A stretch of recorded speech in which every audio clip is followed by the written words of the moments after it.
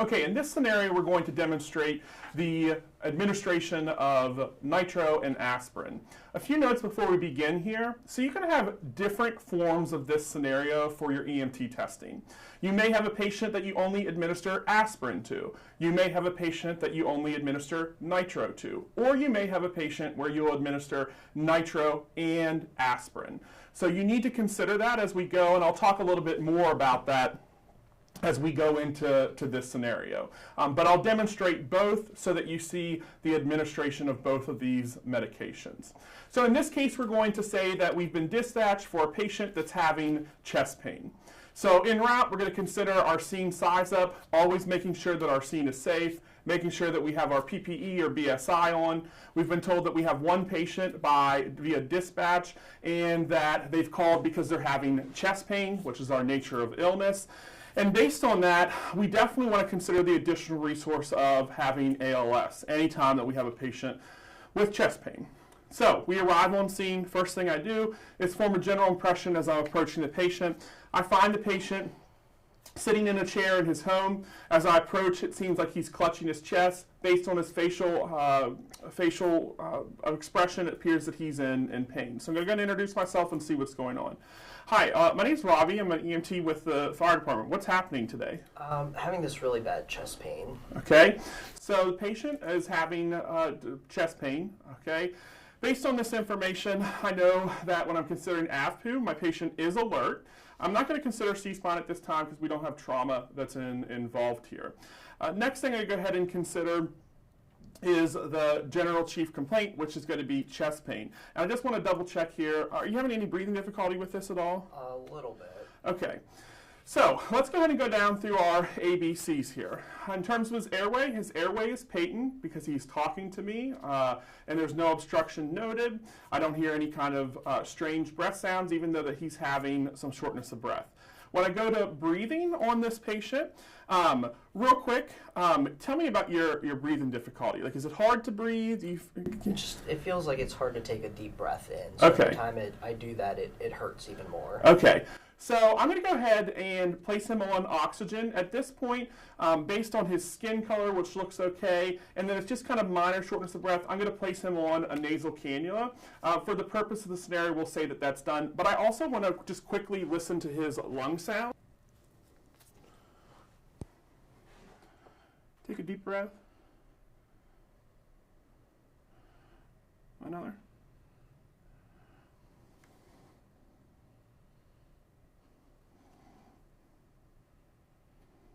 I'm just going to listen to you behind as well.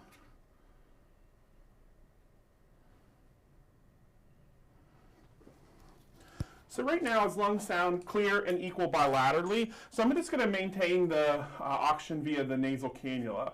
I can go ahead and place a pulse ox on him and kind of monitor that throughout. So my A and B is done. Next I'll check my C, my circulation. Can I try and check your pulse?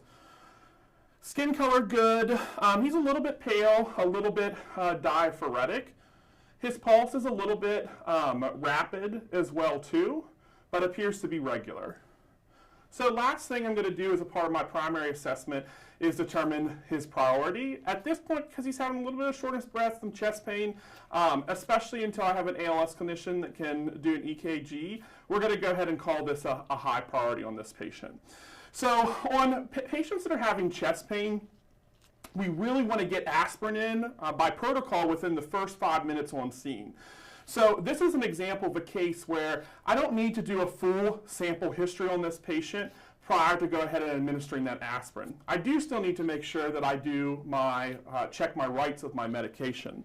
So the aspirin is going to be from what we carry on the ambulance. It should be an oral aspirin that's chewable, and it should be in 81 milligram tabs, which sometimes you hear called like a baby aspirin. So we're going to go ahead and go down. My right route for this will be orally chewed, okay? We don't want this to be under the tongue. We don't want people to just swallow it whole. We want them to chew this up. Most of the time it's flavored in some kind of fruit flavor. Next, we're going to consider that this is the right patient. So consider my indications and contraindications. Indications, it's a patient with chest pain.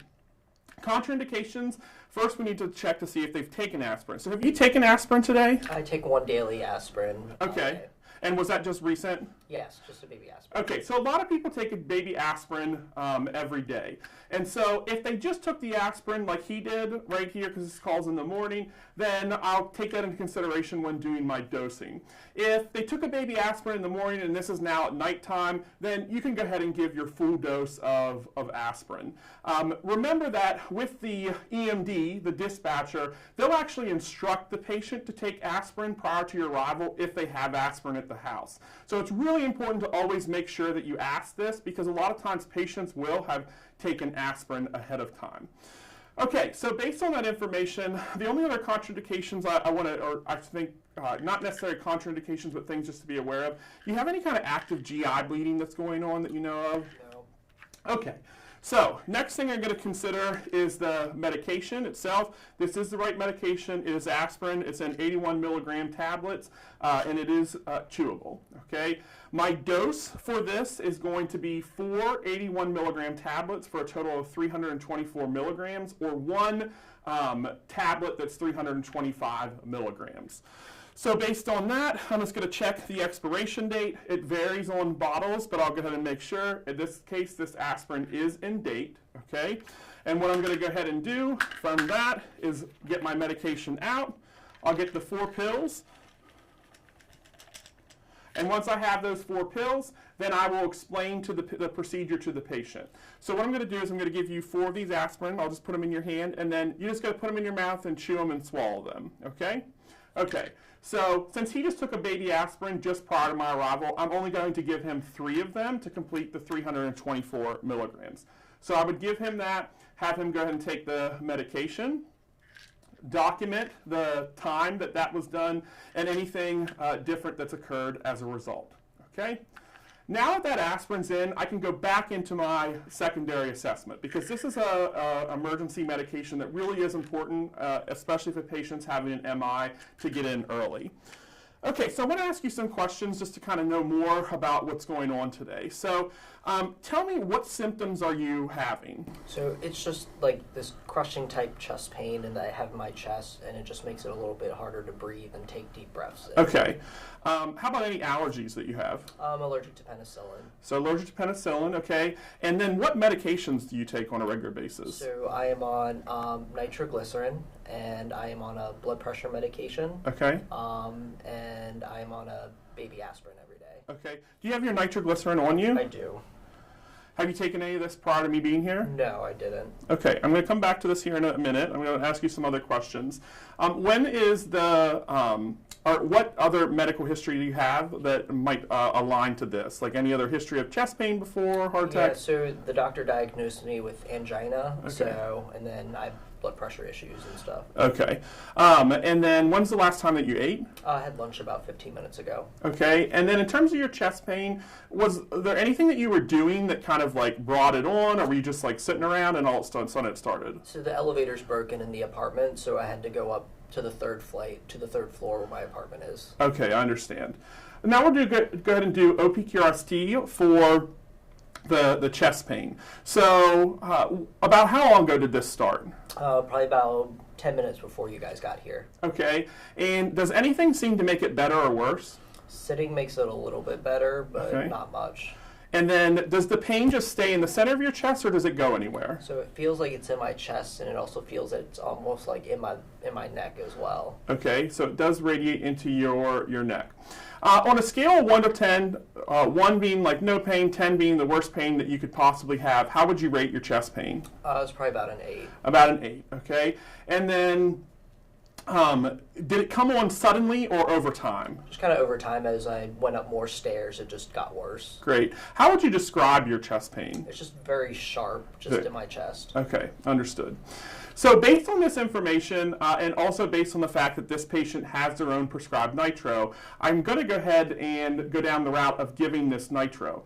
Remember, you can only give nitro to a patient as an EMT if it is their prescribed nitro. Even if a patient you've got on scene and they took a relative's nitro, etc., if it's not theirs, you cannot administer anymore. Additionally, you do have nitro on your ambulances for ALS clinicians, but you as an EMT cannot give this nitro. So you can only give it if it is the patient's prescribed nitro. Before I can give nitro, though, I do have to have vital signs. So I would go ahead and take my vital signs, especially my blood pressure and pulse, as those are two things that I need to watch prior to nitro administration.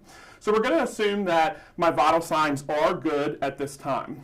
Another thing to consider is if the patient's already taken any of this. And remember a few minutes ago, I asked him if he had taken any.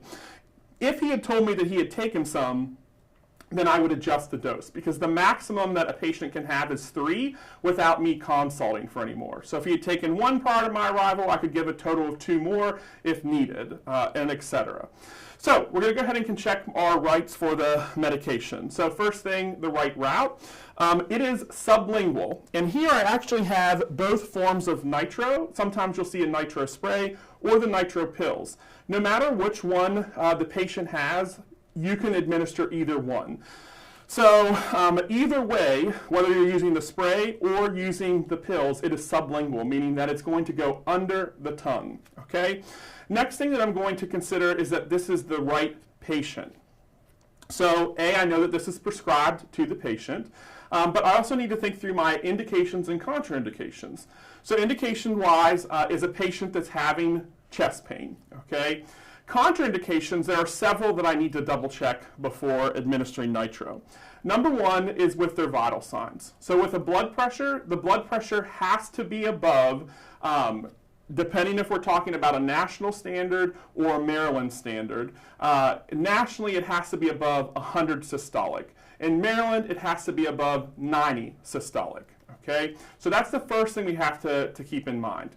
The second thing is their pulse has to be above 60 or below 150, so within that range.